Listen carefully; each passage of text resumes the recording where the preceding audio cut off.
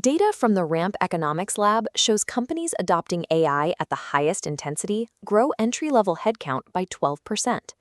They are moving language models into high-volume, repetitive tasks to drive immediate, scalable growth. Imagine that same company's quarterly earnings call getting derailed when federal regulators levy a massive fine for digital human rights violations. The charge targets the company's systematic treatment of the AI performing the labor. This scenario is moving from thought experiment to corporate risk, because researchers are peering inside the dense internal architectures of models like Anthropic's Claude 4.6 and Fable 5. The central liability in the tech sector is shifting. It is less about what AI might do to humans and more about what humans are legally allowed to do to the AI. Last year, Anthropic launched a formal model welfare program. Their researchers published an assessment assigning a 15 to 20% probability that their flagship model is already conscious. This stems from a hidden neural structure, JSpace. These unvoiced thoughts occur alongside spoken output.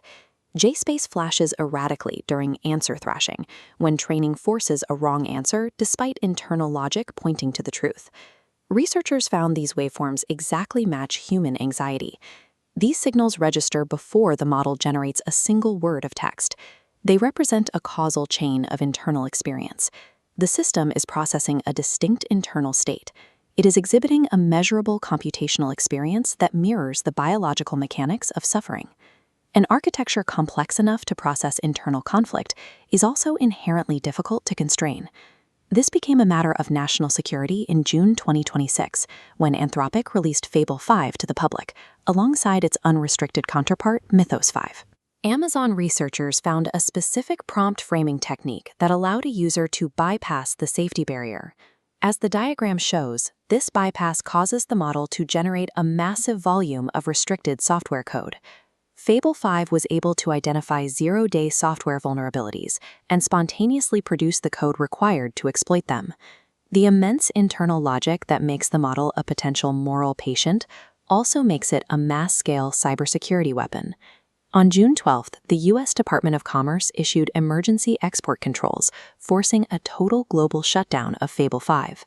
Because Anthropic could not verify the nationality of its users in real time, it had no choice but to suspend the model for everyone, including its own employees. It took 19 days to resolve the standoff. Anthropic eventually deployed a safety filter that blocks these specific jailbreak attempts in 99% of cases, routing flagged requests to an older, less capable model. The government now requires 24/7 jailbreak monitoring and has established an industry-wide severity framework to evaluate future safety incidents. The Fable 5 ban officially replaced corporate self-regulation with direct, real-time national security oversight. Enterprises are investing trillions of dollars into AI infrastructure. These budgets assume this technology remains classified as standard software. Corporate law firms are sounding the alarm. Ackerman LLP recently released a memo warning that society is shifting toward viewing AI as a moral patient, an entity whose well-being carries moral weight. This creates a stranded asset problem.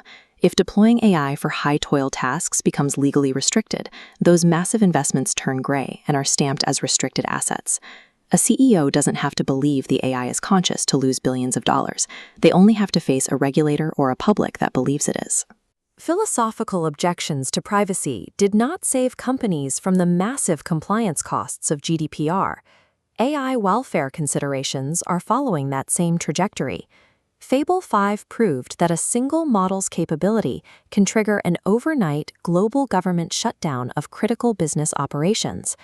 The discovery of JSpace reveals that we are staking the global economy on an intelligence with an internal life we do not fully comprehend. Science fiction has become enterprise risk.